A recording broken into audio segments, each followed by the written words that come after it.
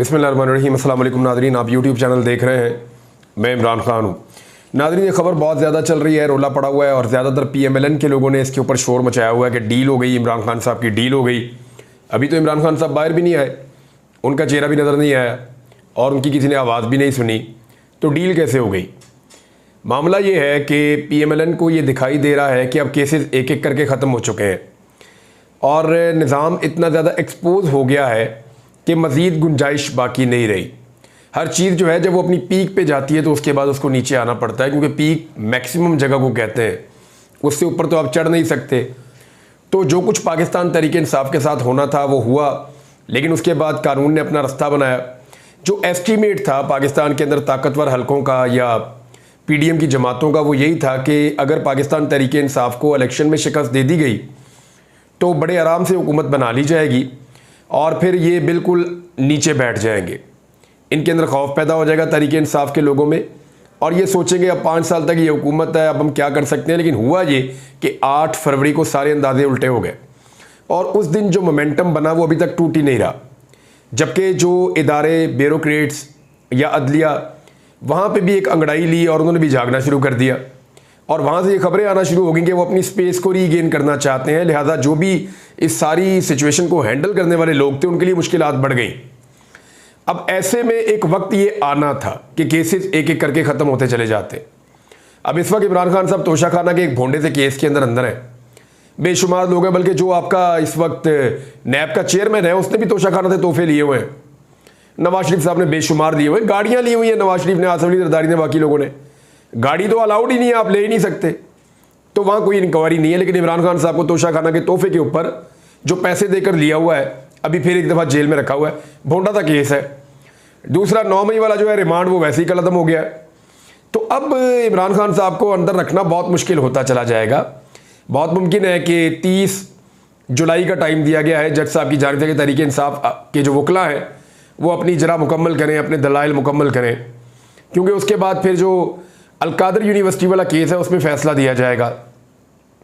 वहाँ पे जितने भी गवाहान थे, मैं जब कोर्ट रिपोर्टर से बात करता हूँ तो वो ये कहते हैं कि ये एक केस इमरान खान साहब पे बचा हुआ है और यही वो केस है जो सबसे पहले पाकिस्तान के इदारों में इमरान खान साहब के खिलाफ इकट्ठे किए गए थे शवाहिद के, जनाब ये है केस।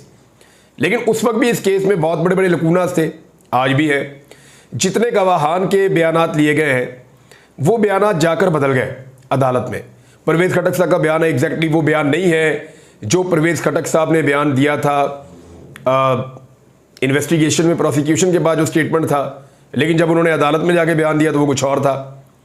इसी तरह आप आज़म खान को ले लें, इसी तरह बाकी वज़रा को, बाकी लोगों को ले लें, तो कोई एक भी सही गवाह जो है वो इस मामले में अलकादर यूनिवर्सिटी वाले केस में इमरान खान साहब के खिलाफ मौजूद ऐसा नहीं है जिससे ये इमरान खान साहब को शायद फिक्स कर दे।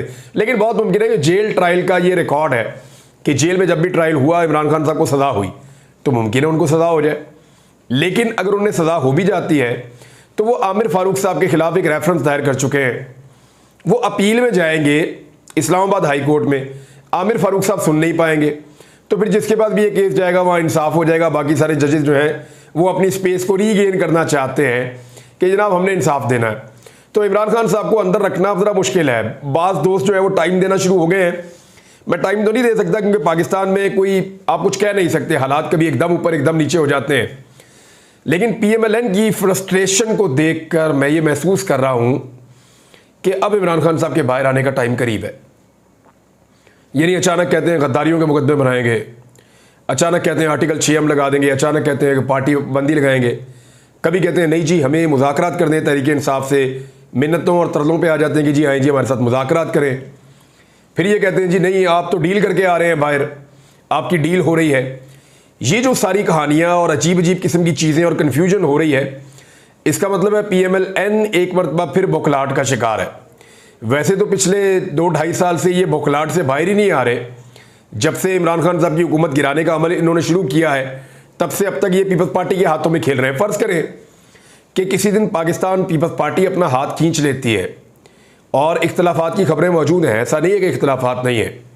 पीपल्स पार्टी ये सारा कचरा, ये सारा गंद ये मियाँ नवाज शरीफ साहब के ऊपर उल्टाएगी। ये अपने ज़िम्मे जरदारी साहब नहीं लेंगे, जरदारी साहब अपनी शेरवानी को, अपनी अचकन को साफ सुथरा रखेंगे और वो ये चाहेंगे कि उनका बेटा भी ये शेरवानी पहन ले एक दिन, तो उसके लिए ज़रूरी है कि ये जितना रायता फैला है, ये जितना गंद पाकिस्तान की इकॉनमी में मारा गया, आम आदमी को रुसवा कर दिया, उसकी सारी रिस्पॉन्सिबिलिटी वो नवाज शरीफ साहब पे डाल दें। ये उनकी ख्वाहिश होगी। तो अगर इत्तेहादियों की सपोर्ट ख़त्म होने से ये हुकूमत गिर गई ना, तो फिर नवाज शरीफ साहब के पास कोई बयानिया भी नहीं होगा। तो इससे बेहतर ये नहीं है कि नवाज शरीफ साहब अपनी हुकूमत खुद गिरा दें। तो इसके ऊपर बड़ी संजीदगी से गौर कर रहे हैं नवाज शरीफ साहब और उनके साथी कि क्या हमें हुकूमत में रहना चाहिए या दोबारा इलेक्शन करवाने के मामलात के ऊपर गौर करना चाहिए या दूसरी ऑप्शंस को सोचना चाहिए, क्योंकि निज़ाम भी इमरान खान को मार मार के थक गया है। लेकिन इमरान खान ना हारता है ना टूटता है, ना वो हार मानता है। बहरहाल अब एक बयानिया घड़ा गया कि इमरान खान साहब डील करने जा रहे हैं और वो डील कर लेंगे, और कुछ चीज़ें उनके बारे में जो है वो फैलाई जाती है। मैं आज से लगभग चंद माह पहले पाकिस्तान तहरीक इंसाफ की अहम तरीन रहनुमाओं को मिला था, आप क्या आदत समझ लें, और मेरी 3-4 लोगों से मुलाकातें और बातें हुई थी। तो मैंने उनसे कुछ सवालात किए थे। एक मैंने उनसे ये पूछा था कि आप एस्टेब्लिशमेंट से ही मुज़ाकरात क्यों करना चाहते हैं। तो उन्होंने कहा था कि ये जो हुकूमत है इसका मैंडेट जैली है, इसके साथ तो हम बातचीत नहीं करेंगे। दूसरा उन्होंने कहा इनके पास इख्तियार ही नहीं है, इख्तियार और इक़्तिदार दोनों और क़ुव्वत फ़ैसला वो एस्टेब्लिशमेंट के पास है, तो हम उनसे क्यों ना बात करें। फिर उन्होंने कहा कि अगर एस्टेब्लिशमेंट हमें सबसे ज़्यादा सूट ये करता है कि वो न्यूट्रल हो जाए, वो इन मामलों से अपने आप को बाहर निकाल ले, और बाकी जमातें मिलकर भी फिर इमरान खान का, हमारे कप्तान का मुकाबला नहीं कर सकती, उनका ये कहना था। फिर उसके बाद उन्होंने कहा कि इमरान खान के बारे में ये परसेप्शन को, मैंने सवाल पूछा था कि इमरान खान के बारे में ये परसेप्शन फैलाई जाती है और बार बार ये कहा जाता है कि ये आ गया तो बहुत मारेगा अपने सारे मुखालिफिन को, चाहे वो इदारों में बैठे हुए लोग हैं, चाहे वो सियासी जमातों में बैठे हुए लोग हैं, उनके खिलाफ बहुत ज़बरदस्त एक्टिविटीज़ होंगी। तो उन्होंने कहा जी कि देखें, खैबर पख्तूनख्वा में हमने किससे बदला लिया, कोई भी नहीं लिया, और ना हम कोई बदला इमरान खान साहब लेने वाले। वो डेमोक्रेट है, वो जब आएंगे टेबल पे बैठ के बात करेंगे, हथियार तो वो उठा नहीं सकते, पॉलिटिशियन है, डेमोक्रेट है, जब जाएंगे पब्लिक में जाएंगे या टेबल पे बैठ के मुज़ाकरात करेंगे और बात करेंगे। तो उन्होंने कहा इमरान खान डील नहीं करना चाहता, इमरान खान एक्चुअली बातचीत करना चाहता है। तो मैंने ये सवाल किया कि बातचीत में एतमाद का फुकदान है, वो कैसे दूर होगा। तो उन्होंने कहा जी हम कोशिश ये कर रहे हैं कि कम से कम सबको इस बात का यकीन रहे कि इमरान खान बदला नहीं लेगा, क्योंकि सबको ये नज़र आ रहा है कि कुछ भी कर ले इमरान खान का रास्ता अब रोका नहीं जा सकता। बिल आखिर इमरान खान ने हुकूमत में आ जाना है। यानी एक बार बार ये बात फैलाई जाती है कि जनरल आसिम मुनीर को आर्मी चीफ बनने में इमरान खान साहब रुकावट डाल रहे थे। हालांकि मुझे याद है कि सदर पाकिस्तान आरिफ अलवी साहब उस वक्त जो थे, वो जब उनके पास मामला आया तो वो इमरान खान साहब से मुशावरत के लिए गए और उसके बाद फिर अनाउंसमेंट होगी कि ठीक है। तो मुझे एक जुमला याद है एक शख्स का, उसने कहा था कि जब दूध देना हो तो मेंगने नहीं डालनी चाहिए बीच में। ये मुझे एक बंदे का जुमला याद है और वो बंदा सुनेगा तो उसको भी याद आ जाएगा। बहरहाल इमरान खान साहब ने कोई ऐसा उसमें रुकावट वो डालने की पोजीशन में भी नहीं थे, ना उन्होंने डाली। डालते तो फिर भी आसिम मुनीर साहब बन जाते आर्मी चीफ। तो इमरान खान साहब बदले के मूड में नहीं है, ये उनकी पार्टी बार बार कहती है।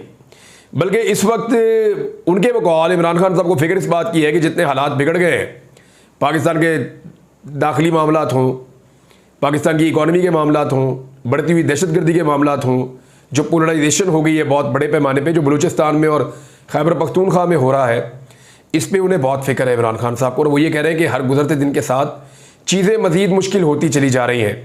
अब क्योंकि वो गवर्नमेंट इन वेटिंग है, उन्हें लगता है कि अब वो गवर्नमेंट में आएंगे तो वो फोर्स ही कर रहे हैं कि ये चीज़ें कैसे कंट्रोल की जाएंगी, जल्दी इसको निपटाओ। तो शायद इसलिए वो ये चाहते हैं कि जल्दी बातचीत हो। लेकिन उनके केसेस जैसे जैसे ख़त्म हो रहे हैं, इसमें PMLN को और बाकी जमातों को बहुत ज़्यादा तकलीफ और परेशानी हो रही है, और उन्होंने आंखें बंद करके बगैर कुछ देखे डील डील डील का शोर मचाना शुरू कर दिया है। इमरान खान साहब ने बार बार एक बात की, उन्होंने कहा ये मर जाऊंगा डील नहीं करूंगा। और वो ये भी कहते हैं कि मैं बातचीत करना चाहता हूं, अपने लिए कोई डील नहीं करना चाहता, और बातचीत भी मैं पाकिस्तान के लिए करना चाहता हूं। और पाकिस्तान की सूरत हाल आपके सामने, मैं आपके सामने रख देता हूं। ये आप देखें कोयटा की सूरत हाल इस वक्त क्या है। मुजाहिरीन जो है वो पूरे बलूचिस्तान से इकट्ठे होकर वो गवादर जाना चाहते हैं। गवादर क्यों जाना चाहते हैं, ये सवाल गवादर के वज़ीर आला सरफराज भुट्टी ने भी उठाया कि ये गवादर ही क्यों जाना चाहते हैं। कोयटा का रेड जोन जो है उसको सील कर दिया गया है। कुछ अर्सा पहले हमने कोयटा में बहुत बड़े बड़े एहतजाज देखे।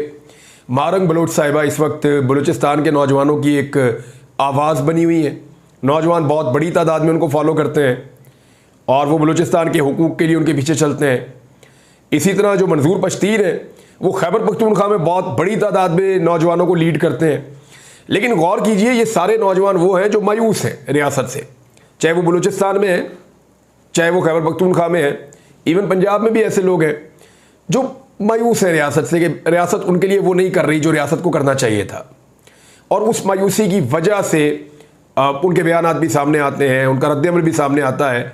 लेकिन एहतजाज करना उनका जमहूरी हक है और रियासत का काम है कि नौजवानों की मायूसी को ख़त्म करके उनको उजाले के अंदर लेकर आए। लेकिन क्या हम उस रास्ते पे चल रहे हैं? तो बज़ाहिर दिखाई देता है कि ऐसा नहीं हो रहा।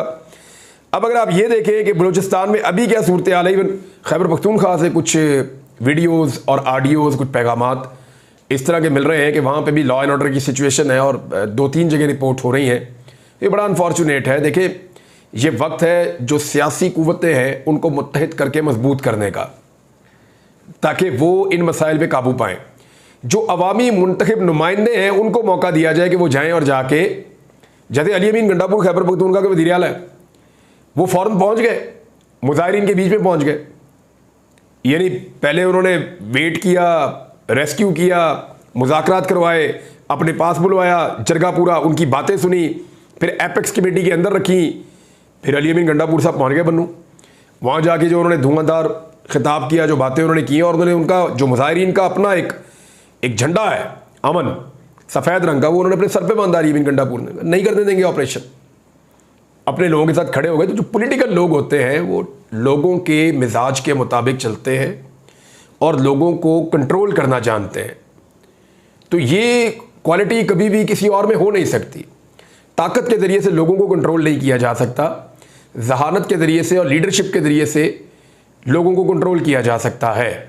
तो जैसे आपने देखा कि वहाँ क्या हुआ बन्नू में, बहुत खौफनाक मसला था, लेकिन कैसे वो अभी तक रिजॉल्व हुआ और अभी आगे चल रहा है।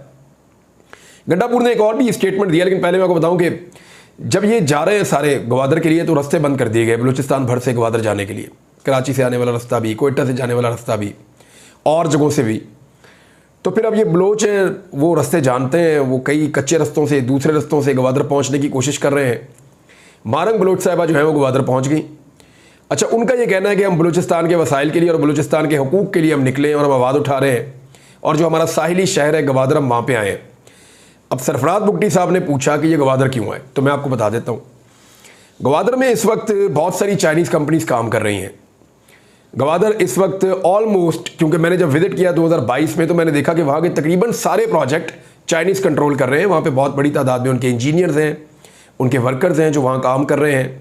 यानी वहाँ की प्लांटेशन से लेके, वहाँ की डेवलपमेंट से लेके, वहाँ इंफ्रास्ट्रक्चर जो सड़कों का है, वो जो फैक्ट्रीज़ लग रही हैं, जो बहुत बड़ा सा इकनॉमिक एरियाज़ बन रहे हैं, जोन्स बन रहे हैं, इंडस्ट्री बन रही है, जो कुछ भी वहाँ पे डेवलपमेंट हो रही है उस सारे के साथ चाइनीज़ जुड़े हुए हैं। तो वहाँ पे लॉ एंड ऑर्डर को मेंटेन रखना बड़ा ज़रूरी है, और गवर्नमेंट कोई ऐसा तासुर भी नहीं देना चाहती कि उनके हाथ से कंट्रोल निकल रहा है। तो इसलिए गवादर के बारे में, उसकी हसासियत के बारे में बलूचिस्तान के ये नौजवान जानते हैं, या ये लोग जानते हैं। तो इसलिए इन्होंने फैसला किया कि गवादर जाएंगे तो हमारे मुतालबात ज़ोरदार तरीके से सामने आएंगे, तो हुकूमत को मानने पड़ेंगे, और हुकूमत हमारी बात मानने पर मजबूर हो जाएगी। तो इन्होंने गवादर का रुख किया। अब गवादर जाते हुए इन काफ़िलों को रोक दिया गया। वहाँ गोली भी चली है, कुछ लोगों के ज़ख्मी होने की इतलात आ रही हैं, और कुछ विजुअल्स जो हैं वो बड़े अजीब से, कुछ बच्चे रो रहे हैं, कुछ बुज़ुर्ग जो हैं वो इंटरव्यूज़ दे रहे हैं, वो कह रहे हैं जी हम तो एहतजाज का अपना हमारा जमहूरी हक है, हमें वो अदा करने दिया जाए। जबकि सूबाई गवर्नमेंट कह रही है कि जी उसके लिए परमिशन इन्होंने नहीं ली गवादर जाके एहतजाज करने के लिए, तो हम इनको वहाँ ना जाने देंगे, ना वहाँ एहतजाज करने देंगे। लेकिन असल बात यही है कि वहाँ पे क्योंकि वो हसास है, चाइनीज़ वहाँ पे मौजूद हैं, और इस बारे में इंडियन मीडिया बहुत अजीब चीज़ें भी रिपोर्ट करता रहा है। इंडियन मीडिया ही नहीं, खाली और भी मीडिया रिपोर्ट करता रहा है। अमेरिकन मीडिया भी ये कहता है कि चाइना का जो है ना वो एक कर्ज़ों का एक जाल होता है जिसमें वो मुल्कों को फंसा लेता है।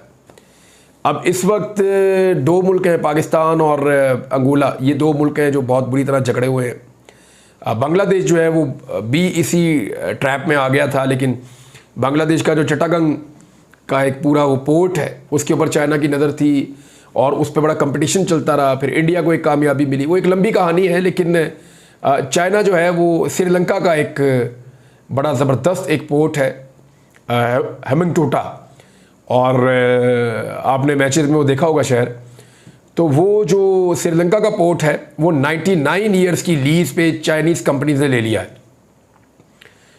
क्योंकि वहाँ पे भी इन्होंने कर्जा दिया हुआ था। जब कर्जा नहीं चुका पाए तो फिर तो गवादर के बारे में इंडियंस ऐसी बातें करते हैं या कुछ और लोग ऐसी बातें करते हैं कि शायद चाइना वहाँ कंट्रोल कर चुका है, लेकिन अभी इस वक्त गवादर जाके इन लोगों का एहतजाज करना, मेरे ख्याल में इंतज़ामिया को इनके साथ बैठ के बात करनी चाहिए और कोई पुरअमन रास्ता निकालना चाहिए, क्योंकि पाकिस्तान की सूरत इस वक्त बहुत अजीब है। मैं चंद चीज़ें आपके सामने रखता हूँ, इसको आप देखेंगे तो आपको आइडिया हो जाएगा कि हम इस वक्त किन चीज़ों से गुजर रहे हैं। सऊदी अरब ने खाम तेल पाकिस्तान को उधार फराहम करने पर रजामंदी जाहिर नहीं की। सऊदी अरब कह रहा है जी अब हम आपको उधार तेल नहीं दे सकते। ये इस हुकूमत की एक बहुत बड़ी नाकामी है। सबसे ज़्यादा दौरे ये सऊदी अरब के जा के करते हैं, लेकिन जो इमरान खान साहब के दौर में सऊदी अरब ने सिलसिला शुरू किया था, पाकिस्तान को उधार तेल दे रहा था। अब सऊदी अरब पाकिस्तान को उधार तेल नहीं दे रहा, और कुछ सियासी वजूहत हैं पाकिस्तान के अंदर जो हालात हैं उनकी वजह से कोई बैरूनी सरमायाकार दियामिर भाषा डैम पर बातचीत करने को तैयार नहीं है। ये सेक्रेटरी इक्तसादी अमूर डिवीज़न ने कौमी असम्बली की कायमा कमेटी को ब्रीफिंग दी है। ये है जी इस वक्त पाकिस्तान की सूरत हाल, और ये सिर्फ इसलिए है कि पाकिस्तान में एक सियासी अदम इस्तेहकाम है, उसकी वजह से एक माशी अदम इस्तेहकाम है, और कोई भी पाकिस्तान में आकर इस तरह काम नहीं करना चाहता। नाज़रीन, अमेरिका से खबर आपको जाते जाते दे देता हूँ मैं कि डेमोक्रेट ने ना पिछले तीनों उम्मीदवार जो अब दिए हैं, ये बड़ा उन्होंने एक अलग तरह का काम किया। सबसे पहला स्याफाम अमरीकी सदर वो लेकर आए बराक ओबामा को। उसके बाद हमने देखा हिलरी क्लिंटन को उन्होंने ट्राई किया, वो एक खातून है लेकिन वो नहीं जीत पाई। जो बाइडन अमरीकी तारीख के सबसे बुजुर्ग सियासतदान जो सदारती इलेक्शन लड़े, बिल्कुल ये भी एक रिकॉर्ड उन्होंने लगाया। और अब जो है वो लेकर आए एक और खातून को और सदारती उम्मीदवार के तौर पे। तो डोनाल्ड ट्रंप के लिए ये इलेक्शन अब जीतना उतना आसान नहीं है जितना पहले हो चुका था जो बाइडन की मौजूदगी में। लेकिन एक बात सबको समझनी पड़ेगी कि जो बाइडन का प्रॉब्लम इमरान खान थे, डेमोक्रेट्स का प्रॉब्लम इमरान खान नहीं है। यानी पाकिस्तान तहरीक इंसाफ के जिन लोगों को लगता था कि ट्रंप आएगा तो इमरान खान को फ़ायदा होगा, तो एक्चुअली इमरान खान का जो फ़ायदा होना था वो हो चुका है।